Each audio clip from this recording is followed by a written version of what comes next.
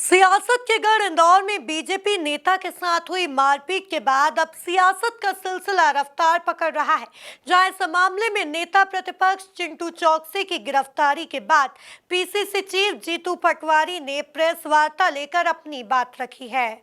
ये आज चिंटू चौकसे पे कार्रवाई हुई, सवाल था आपका। चिंटू चौकसे पे कार्रवाई होती तो दूसरे पक्ष पे भी होनी थी, दोनों को एक जैसी लगी थी। अगर न्याय तो ये था। और फिर चिंटू चौकसे को सुबह 5 बजे उठा लिया और जिस पार्षद ने दूसरे पार्षद को नंगा किया वो कह रहा अभी मैं जिंदा हूं, तो फिर इंदौर कहा जाएगा, मां अहिल्या की नगरी का क्या होगा?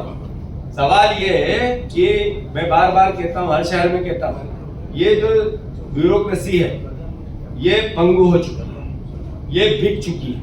ये सत्ता के दलालों के बीच में नहीं है, अब सत्ता की बिकी हुई जुडिशरी है। यहाँ का एसपी, यहाँ का कलेक्टर, इनको ध्यान देना था इस बात को। तो मेरा आप सबसे आग्रह है, मुद्दा ये है कि नरेंद्र मोदी जी ने जो सपने देखा है उसको विपरीत देश चल रहा है, बिल्कुल चरमरा गई।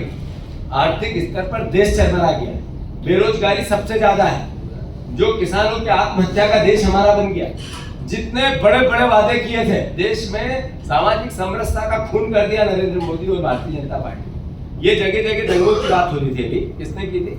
अरे प्रशासन का काम होता है कि किसी को परमिशन दे तो उससे परमिशन क्यों लेते हैं विपक्ष के लोग भी धरने की?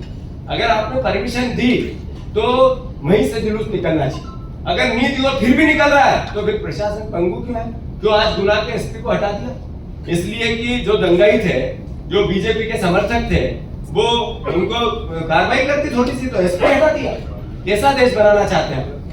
इसे ऐसा लोकतंत्र का मत सर चढ़ के बोल रहा है। एक पहले जल्दी से मेट्रो चालू हो, और हम भी चाहते हैं इंदौर शहर का सम्मान बढ़े, पर ये मेट्रो की जो मूल प्रोजेक्ट रिपोर्ट बनी थी, उस प्रोजेक्ट रिपोर्ट से लगभग 19,000 करोड़ रुपए बढ़ चुके हैं। मतलब इसका मतलब इतना कमीशन बढ़ चुका है, और इसका बर्डन इंदौर के शहर की जनता पे ही आएगा, इस मेट्रो पे ही आएगा, आपकी टिकटों पे आएगा, जो बैठेंगे ग्राहक उसकी टिकटों पे आएगा। जितना पूरा लोन से पूरा जितना खर्चा बढ़ेगा वो जनता से वसूला जाएगा। कर्ज के तौर पे ही मेट्रो आ रही है। हमने इसका चालू किया था कमलनाथ जी ने। तो मैं आप सबसे अनुरोध करता हूँ, बीजेपी के लोग जितना इसके खर्चा बढ़ाएंगे, जितनी देरी करेंगे, उतना कर्ज लेना पड़ेगा और उतना बोझ इंदौर की जनता पे पड़ेगा। ये भ्रष्टों की एक टोली है, इनका काम सिर्फ लूट का है। जो बड़े बड़े नेता है अपने आप को बहुत ईमानदार बताते हैं, वो सबसे बड़े भ्रष्ट है। तो कोई भी व्यक्ति कहीं भी स्थायी नहीं, ये प्रकृति है, उसके अंदर भी कोई भी हमारी व्यवस्था स्थायी नहीं। आज मैं यहाँ प्रभारी हूँ तो मैं स्थायी तौर पर प्रभारी नहीं।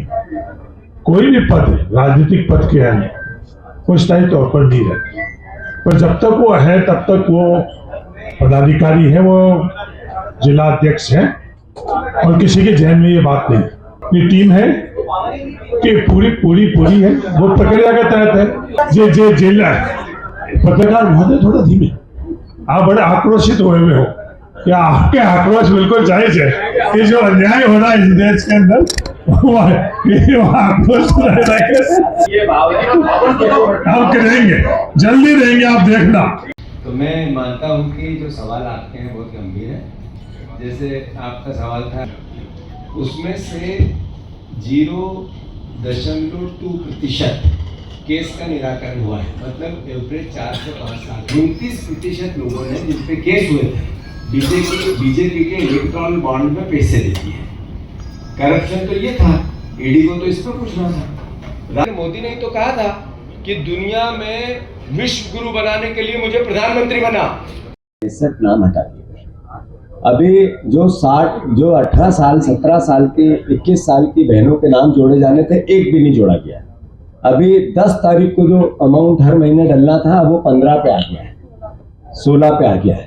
तो धीरे धीरे बहनों की, लाडली बहनों को के साथ किए हुए वादे को जो 3,000 देने थे वो तो दिए नहीं, पर जो दे रहे थे उसमें भी मध्य प्रदेश सरकार की सांस भरती जा रही है, किसी दिन भी दम फक हो जाए। देखो, किसी भी सरकार के लिए, किसी भी मुख्यमंत्री के लिए निवेश लाना सकारात्मकता है, और हम भी चाहते हैं कि मध्य प्रदेश का विश्वास बढ़े और निवेश आए।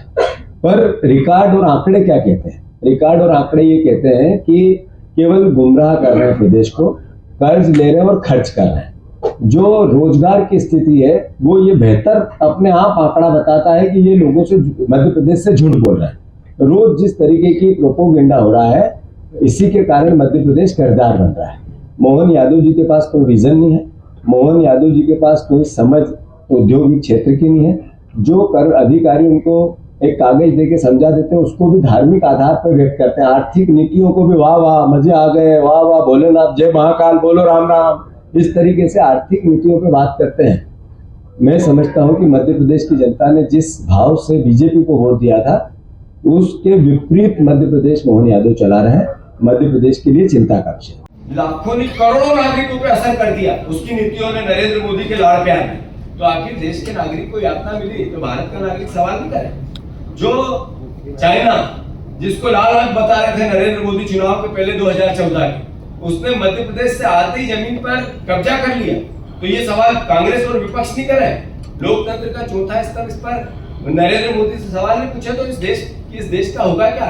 लोकतंत्र की बात जहां तक है, इनका सवाल था अदालतें। एक अगर किसी जज के यहाँ इतना रुपया मिला, हमने अखबारों से देखा, असल में मिला जब ही आया होगा, जैसा सर ने भी कहा कि उस पर जांच हो रही है, तो देश का राष्ट्रपति, उपराष्ट्रपति देश के जुडिशरी पर सवाल भी उठा कि राष्ट्रपति को निर्देश नहीं दे सकते, और इधर उनका ही एक सांसद फिर उसके जुडिशरी पर सवाल उठाता है, और फिर उन्हीं का बीजेपी का एक अध्यक्ष उसको दरकिनार करता है, नड्डा जी। तो ये क्या देश को गुमराह कर रहे हैं वो लोग? क्या कर रहे हैं? मतलब आपको और हमको जिसके इसलिए चुना था, हमारे भी प्रधानमंत्री नरेंद्र मोदी,